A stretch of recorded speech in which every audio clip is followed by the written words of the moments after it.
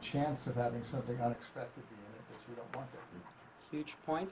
And how you get rid of it is a little bit tougher than just scrubbing it from a. Actually, it may not be that bad. Some of the video editing software, like Adobe Premiere, I'm going to show you guys a little bit of Adobe Premiere later.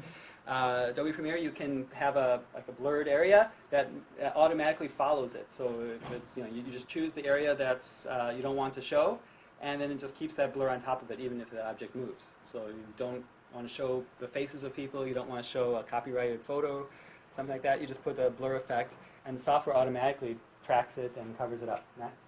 I went to an art exhibit at the Geffen. There's Doug Akins, who does immersive media, and they had a similar cave-like experience where it's surrounded by TV screens, and he found there's at least 20 to 30 people just laying on the floor watching the movie.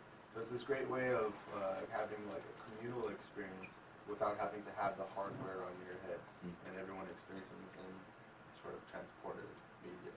It is brilliant. It's my sense that the hardware on our head is like a temporary thing we've done for now as a way to get this experience, and we'll find a better way that is less bulky and less complex. Google copyrighted a contact lens recently that is like Google Glass that you're experiencing, but on a contact lens. So it's augmented reality that it's a display screen that syncs with your phone. So all the processing power is on your phone, but your eyeball itself becomes a display. So that's one way that we might experience it without wearing anything in the future. You just have to put on contact lenses. I think the technology still has a long ways to go. Major safety concerns, but that's a great concept. This idea of mechanical engineering, industrial design. So it's really important to, as you're designing a new car, a new building, a new device, to kind of know how all the parts interact. And it's really expensive to build a prototype, so you can build a virtual prototype and simulate it as a way to get investors to give you the startup cash you need to make the physical prototype in the future.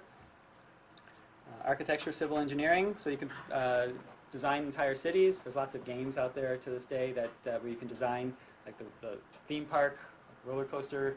You design your own roller coaster, design your own theme park kind of thing. And so being able to simulate these cities, and it doesn't necessarily need to be with the mask, but just using the 3D simulation software Unity that we're going to try out a little bit this afternoon. That alone can give you that experience, and then you can make decisions about how to arrange things better and see problems before they happen. And of course, real estate. Real estate agents have been quick adopters of these 360 videos. Almost every real estate company now, they film houses in 360, and then you can, with your mouse, pan around and see what the house feels like. And they can do all kinds of tricks to make the room feel bigger than it really is. And I'll show you later in this class that even, we can do video editing with standard videos, you can do video editing with 360, and you can, same kind of thing, you can Photoshop objects in, you can manipulate the size of things, so you can build on reality and make a new alternate version of it. What's the software that does that? Well, there are many, but Adobe Premiere is one of them. So Adobe Premiere you can integrates with Photoshop, and so it allows you to have these layers of things. So you import your videos, and you can add in additional objects. You can animate those objects. You can take out things that were in the real video, thing. So we're going to try that on our supercomputer once we get it. Adobe Premiere is $20 a month, but you have to sign up for a year subscription, so $240 a year. We're hoping to have the computer next week, and we're also hoping to have a lab where you can actually go in and play around with all this stuff. Right. So during our class time, we're going to do some lecture, knowledge of books and articles and discussion, some experiencing different games as we can get them, and a little bit of programming in Unity. And in fact, I'd like to, if you could turn on the lights, if you brought your computer with you, I'd like you to use your own computer if you can. If you don't have your computer, let me know, because I have several laptops in my office. Okay, 3, 4, 5. Okay. I want you guys to, we're going to try out something with a software called Unity. And it takes forever to install. So let's see if we can begin the process and make it work. So the software is called Unity, and there's a version of it that's free. And it's good enough for what we're going to do. The main version you have to pay $35 a month for. But there's a version that's free. And a lot of current video games are made using this software, Unity.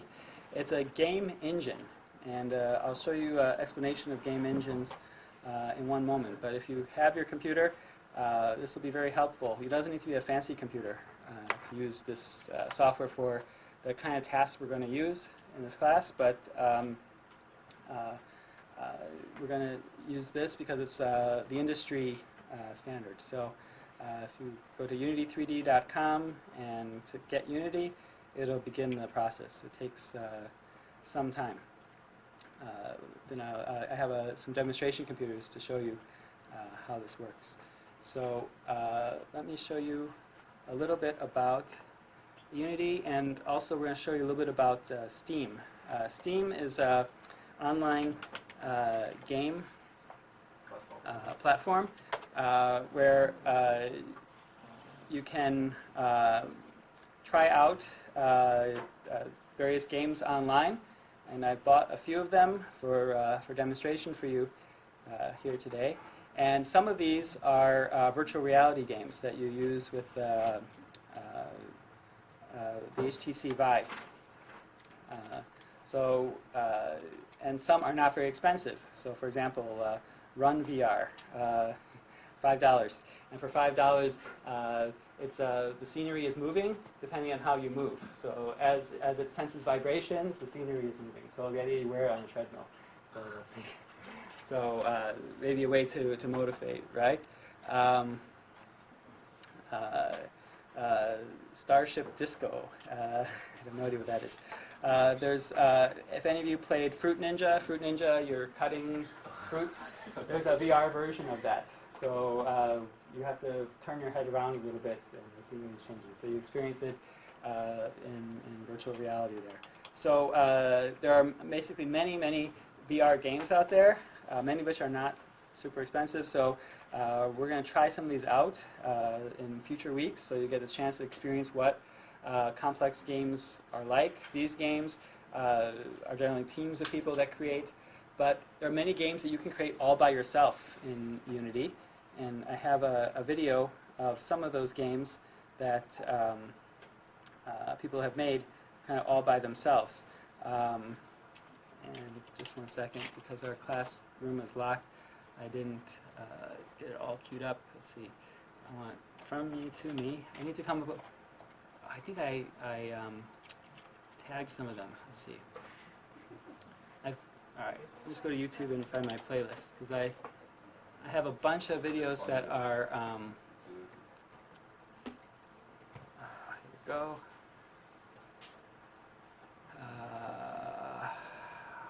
VR class, there we go. Okay, no, maybe I didn't do this. Unity. All right, let me first show you this game engine video. That will explain something important. So Unity is a game engine, and I have an explanation of it that is none of these. Okay, where's my history? If I show you my history, you never know what it will reveal. Tells you a lot about your personality. Okay. Where's my game engine? Okay, here's how game engines work. So let me first show you a little bit. Oh, and we have no sound. Okay. Let me think. I have. Can you change the source of the sound on your computer? That is the problem.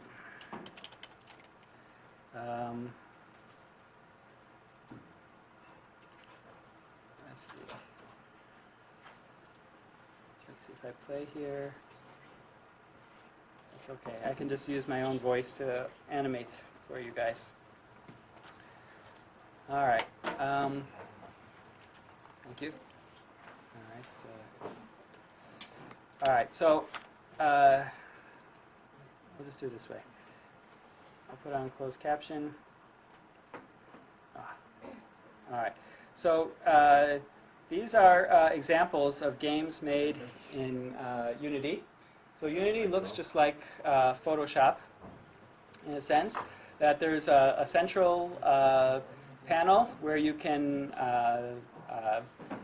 put pictures and objects, and there's many built-in things, things like walls and balls and pictures and the like. You can, and even there's even a human named Ethan that you can put in the scenery, and then you can choose on the right side. It just blanked it out, but you can choose where it is. So you choose where each object is in that space, and then you choose how to animate it. And you can play with the physics. So you can change gravity. So gravity can be either stronger or weaker than it is in the real world. So so Game Engine is a software that we use to create games. It's you need to come up with an idea, and one of the things we're doing in this class is you're going to come up with some ideas for games for older adults, and this allows you to integrate graphics